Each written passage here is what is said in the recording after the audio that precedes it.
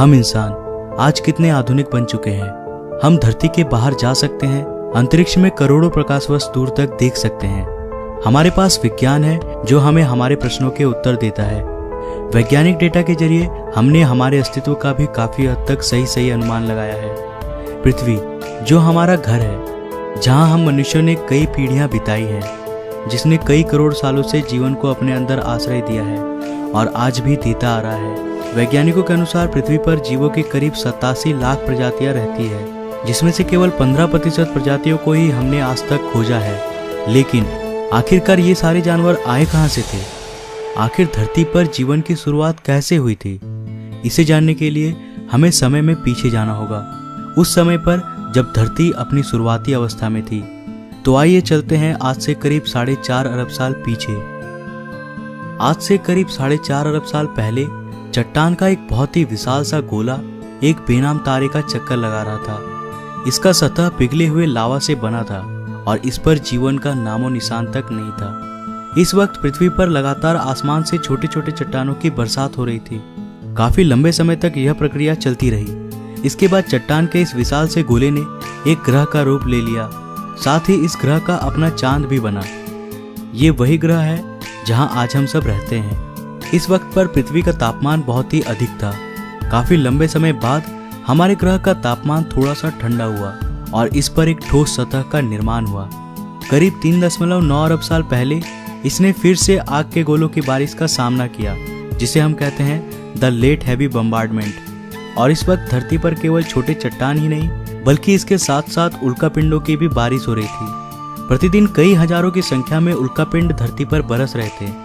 ये उल्कापिंड अपने साथ कुछ बहुत ही खास लेकर आए थे। इनके अंदर जमी हुई बर्फ के क्रिस्टल्स थी, जिसने हमारी धरती पर समुद्रों का निर्माण किया और साथ ही धरती के वातावरण में नाइट्रोजन गैस भी लेकर आया। पर धरती अब भी बेजान था। यहाँ जीवन के लिए परिस्थितियां अभी भी उपयुक्त नहीं बनी थी। धरती का एटमॉस्फेयर अभी पूरी तरह से जहरीले गैसों से भरा हुआ था। यहाँ वायुमंडल में ऑक्सीजन था ही नहीं और धरती भी चारों तरफ से समुद्र से घिरा हुआ था। पर अब यहाँ परिस्थितियां बदलने वाली थी।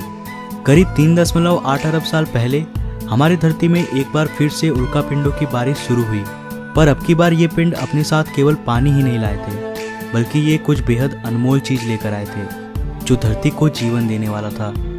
ये पिंड अपने साथ खनिज यानी मिनरल्स लेकर आए थे। साथ ही इन्होंने कार्बन, प्रोटीन और एमिनो एसिड्स का भी अंतरिक्ष से समुद्र की गहराइयों तक परिवहन किया।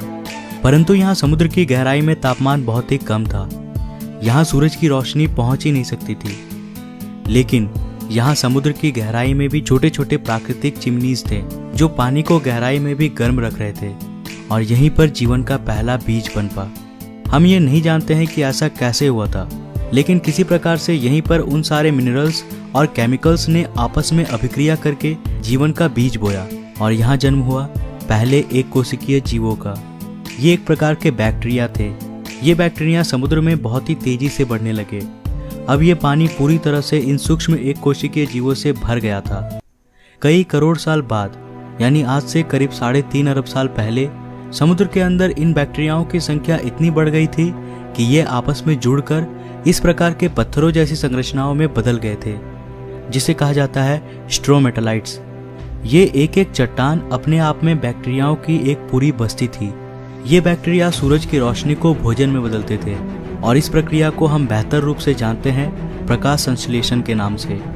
इसी प्रक्रिया में ये एक उत्पाद, एक बाय प्रोडक्ट को निकालते थे, एक गैस, ऑक्सीजन। इन सूक्ष्म जीवों ने धरती पर एक सबसे अनमोल चीज का निर्माण किया, जो धरती में जीवन को पनपने के लिए सबसे ज्यादा महत्वपूर्ण था और वास्तव में इसके बिना धरती पर कोई जीव जीवित नहीं रह पाता। करीब 2 अरब सालों तक पृथ्वी के वायुमंडल में ऑक्सीजन की मात्रा लगातार बढ़ती रही। आज से करीब 1.5 अरब साल पहले धरती में अब भी किसी प्रकार का कॉम्प्लेक्स लाइफ विकसित नहीं हुआ था और ना ही धरती पर इतने बड़े बड़े महाद्वीप थे। धरती पर केवल छोटे छोटे द्वीप थे जो चारों तरफ से पानी से घिरे थे। मगर अब धरती के क्रस्ट में हलचल होने लगी। इससे धरती की सतह कई सारे टेक्टोनिक प्लेट्स में टूट गई।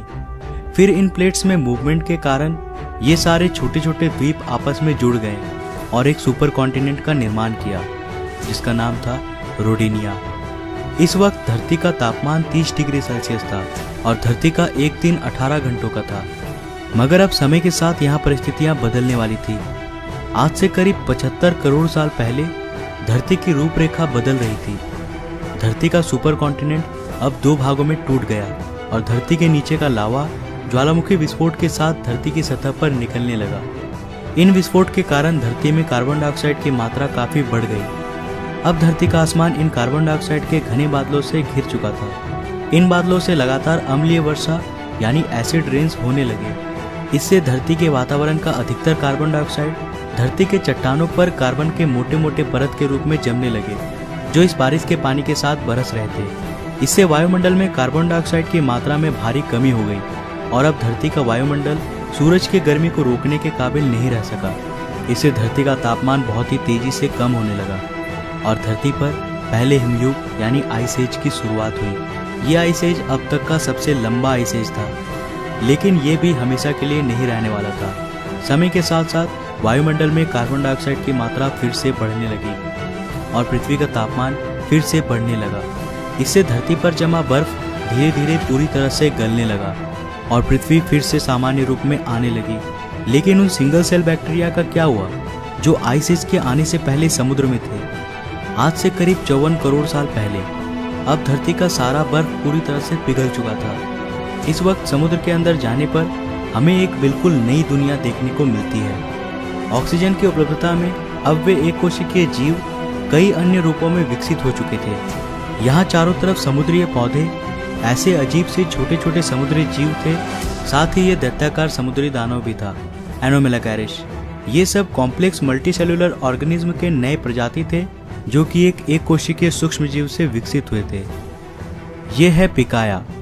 ये केवल 5 सेंटीमीटर लंबे थे, लेकिन इन्होंने अपने शरीर में कुछ बेहद ही खास विकसित कर लिया था, जो आगे चलकर हमारे शरीर का एक महत्वपूर्ण अंग बनने वाला था। ये पहले जीव थे जिनके पास रीढ़ की हड्डी थी और इन्हीं से विकसित होकर ये खासियत हमें भी मिलने वाली थी। आज से करीब 46 करोड़ साल पहले अब धरती कुछ हद तक जानी पहचानी हो गई थी। धरती का सुपर कॉन्टिनेंट अब और भी कई भागों में टूट गया था, परंतु अब भी यहाँ जमीन पर रहने वाले जीव नहीं आए थे और धरती के सतह पे पेड़ पौधे भी नहीं उगे थे। पर ऐसा क्यों था? दरअसल ऐसा सूरज से आने वाले हानिकारक अल्ट्रावायलेट किरणों की वजह से हो रहा था। पर अब धरती के वायुमंडल में एक नए परत का निर्माण हो रहा था, जिसे आज हम कहते हैं ओजोन लेयर। वायुमंडल के ऑक्सीजन सूरज की अल्ट्रावायलेट किरणों को सोखकर ओजोन गैस में बदलने लगे थे। इसने धरती के चारों ओर एक चादर का निर्माण किया, जो हमें सूरज की अल्ट्रावायलेट रेडिएशन से आज भी बचाता है। इसके कारण अब धरती की सतह पर नन्हे शैवाल फल फूल सके और ये ही धरती के पहले लैंड प्लांट्स बने। समुद्र में रहने वाली ये मछली टिकटैलिक, जिसने पहली बार समुद्र से बाहर आने का निर्णय लिया, इसने अपने फिन्स का इस्तेमाल पैरों के रूप में किया और समय के साथ ये जमीन पर ज़्यादा देर तक रहने लगा, जिससे इसके अंग काफ़ी विकसित हो गए। करीब 1.5 करोड़ साल के विकास क्रम के बाद ये जानवर अब पूरी तरह से जमीन में रहने लायक बन चुके थे और इन्हें कहा जाता था टेट्रापोड्स। आज से करीब 36 करोड़ साल पहले ये टेट्रापोड्स पूरी तरह से विकसित हो गए थे और अब ये पूरी तरह जमीन पर रहने वाले जीव बन गए। ये ही वो जीव थे जो आगे चलकर डायनासोर्स, बर्ड्स, मैमल्स और अंत में इंसानों में विकसित होने वाले थे। यहाँ से एक नए प्रजाति की शुरुआत हुई, लेकिन अब धरती का बुरा वक्त आने वाला था। समय के साथ जीवों की विकास प्रक्रिया जारी रही, लेकिन साथ ही धरती का वातावरण भी बहुत तेजी से बदल रहा था। एक बार फिर से ज्वालामुखी विस्फोट के कारण धरती का तापमान बहुत ही बढ़ गया। इससे धरती पर बहुत बड़ा अकाल पड़ गया। इस अकाल में लगभग सारे पेड़ सूख गए और धरती पर जीवों की कुल 95% आबादी साफ हो गई। इस अकाल में कुछ जीव ही जिंदा बच पाए, जिन्होंने जिंदा रहने के लिए कुछ भी खाना शुरू कर दिया और गर्मी से बचने के लिए जमीन के अंदर रहने लगे। पर समय के साथ साथ फिर से परिस्थितियों में सुधार आया। धरती का वातावरण फिर से सामान्य हो गया। आज से करीब 20 करोड़ साल पहले अब धरती की रूपरेखा काफी हद तक बदल गई थी। ज्वालामुखी विस्फोट से नए भूभागों का निर्माण हुआ, जिन्होंने आपस में मिलकर एक सुपर कॉन्टिनेंट का निर्माण किया, जिसका नाम था पेंजिया।